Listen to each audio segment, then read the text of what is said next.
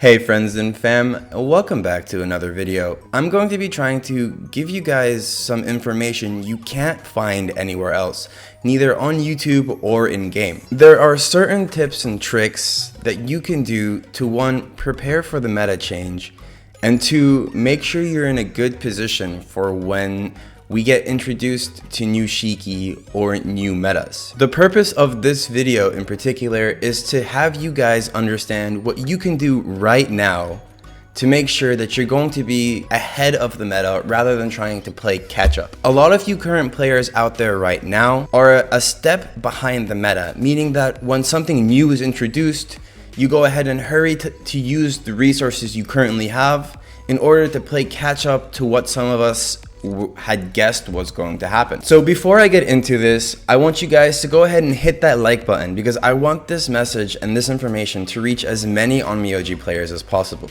Keep in mind that this does not relate to non-global players. So all you players out there on CN or some of the other servers, I'm very sorry. First of all, let's establish the fact that the longer this game goes on, the more PvP focused it's going to be. PvE starts to lack a challenge once you get to a certain point, meaning that players are going to focus all their energy and effort into PvP. So for the sake of keeping this list short, let's talk about 3 things that you can do to make sure that you are ahead of the meta.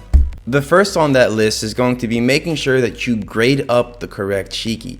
Now I want you to keep in mind that first of all, we don't have a lot of the Shiki that are still yet to come out. So I'm going to focus on the ones that we have right now. So the first on this list is going to be Hana. I know starting off with an SSR might not be the best of ideas since a lot of you guys out there might not have Hana. But the way this game works is you will get her eventually. So if you don't have her currently, then don't worry about it. You're going to have her at some point in the near future. When it comes to Hana and investing on her, you're going to want to grade up all of her skills. She's so good is because she's so versatile.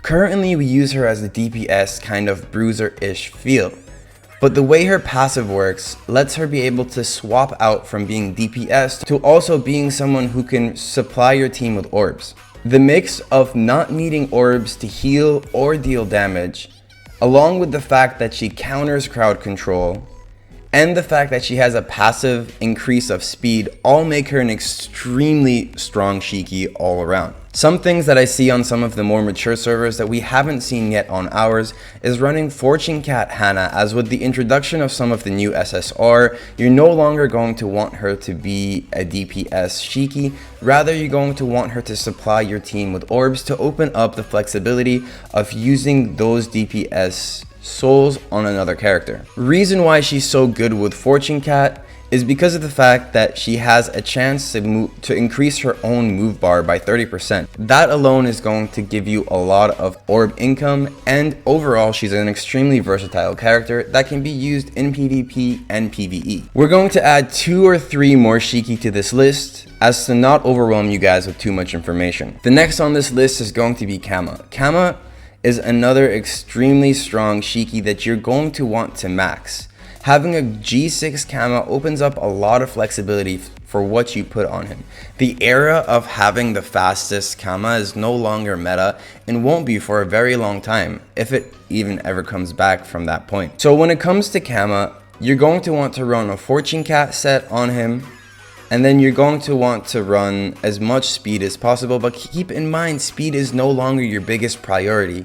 Having anywhere between 70 to 120 plus speed on a Fortune Cat set is enough. I want to go ahead and talk about real fast something that I plan on doing once I grade 6 my Kama. I'm going to try and swap my HP bonus slot 4 to effect res. And if I can if I can figure out a way to use one of the soul sets that have a passive of effect res rather than HP or defense, I'm definitely going to go ahead and do that.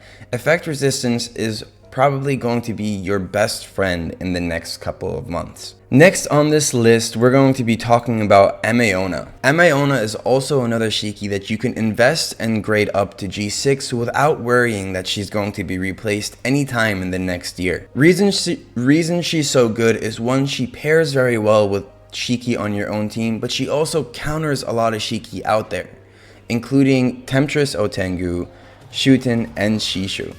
Both Shuten and Shishu are very strong, and if you don't have an answer to them, can take over and dominate your team in PvP. Finally on this list, I'm going to bring up Otengu. Now, Otengu is an extremely versatile DPS, and the reason why he's the only DPS that I'm bringing up on this list is because he can also be used as crowd control. I made it a point to keep out all the main DPS Shiki out there, as a lot of them can be replaced according to the situation.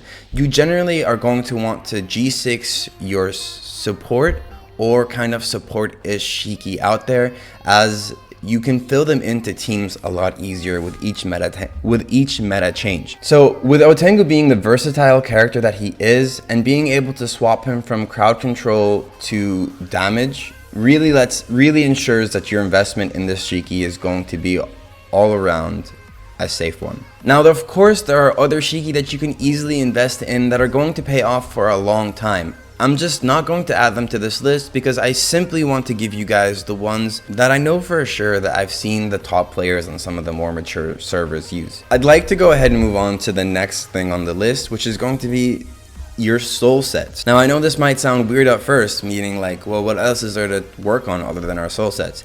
I want to talk to you guys about focusing on the right soul sets. There are 3 main soul sets that come to mind that I think if I mid-maxed are going to be useful for the rest of time. One being is, well, actually, let's change that to 4. 2 DPS soul sets, 1 Fortune Cat soul set, and 1 crowd control soul set. Let's start off with Shadow, and the reason why I want to start off with Shadow is because when it comes to PvP and hitting hard, Shadow is going to be your best friend. It also transitions very well into PvE as well. The reason why I'm focusing on my Shadow set first, and the reason why a lot of you guys can do this as well, is because the payoff for this is huge, meaning that most of your heavy hitters in PvP are going to be using a Shadow set. When it comes to Seductress sets, having crit damage doesn't pay off as much as having it on your Shadow set, as your Seductress set relies on the Seductress procs, which deal the majority of your DPS for the most part. Of course, when it comes to PvP, every 1% or every little number increase makes a huge difference. But putting your effort into a Shadow set also transitions into PvE very well as well. Anybody who's competitive about PvE is going to need a G6 Shootin', and throwing the same Shadow set onto Shootin' is going to pay off. Not to mention, anybody who is going to be working on EBA for XP grinding, having a Shadow set with an increase of crit damage is also going to be extremely important. Making Shadow set the first set that I'm going to be working on and have been for the past month, and this is just the result you see right now. Basically, the goal is to get this 267 crit damage all the way up to 290 without losing 100% crit.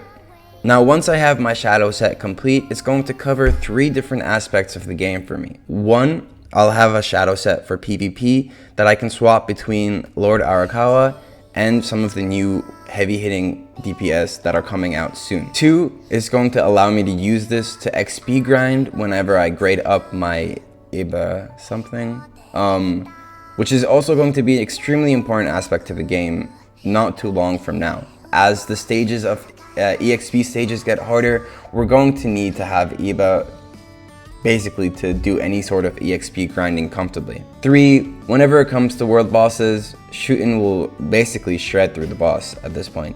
For Shootin' though, you are going to want to swap attack slot 2 to speed. It makes quite a large difference. Let's go over the second DPS set real quick, which is going to be your Seductress set. Now, the only reason I'm mid-maxing a Seductress set is because I can use it on so many different characters pretty comfortably. I'm doing it a little in between both my Otengu and my Yodo, focusing on Yodo first because I'm more PvP focused, so I'd rather have it on a heavy hitting single target than an AoE Shiki like Otengu, who can be easily countered by Hito. Keep in mind that I do plan on using my Otengu with Mimic or Temptress only, as if I do want to have a DPS Otengu, I'm probably going to have to grade up a second one. With our 2 DPS soul sets out of the way that you can focus on, let's go ahead and take a look at what are the 2 other soul sets that you can focus on that are going to have the largest payback in the future. One is going to be your Fortune Cat soul set. For your Fortune Cat soul set, you're going to want to have a mix of HP, effect resistance, and speed. with an emphasis on both speed and effect resist. Kama is an extremely strong Shiki for PvP scenarios, and making sure that he's well tuned is going to carry on well into late game. The final soul set that we're going to be going over is going to be your crowd control soul set. Now, you're going to want to swap this from Temptress to Mimic if you can, but having a Mimic speed set is going to pay off regardless, as crowd control is extremely important. Well, it doesn't need to be Mimic or Temptress in specific, it just needs to be something with a high effect hit. Since crowd control is going to be in the game for a long time to come, you want to try and piece together a crowd control set so that whoever you choose to be your CC or kind of your main way to control the enemy has that set as well. It's too boring. I can't do it anymore, you guys. I have so much more to say, but I'm boring myself to death talking about all this stuff. I'd rather talk about more exciting things like my new discovery that you guys think Hanya is a boy. You're all mistaken. I have facts. I've made it quite clear. I'm going to compile all my facts and proof into the next video. And some actually really cool things I found during PvP. But we're gonna save that for the next video. Sorry that this was such a fucking boring ass video, but I just had to throw out all that information out there for those who needed it. Much love, you guys. As always, have a great day, and I'll see you in game.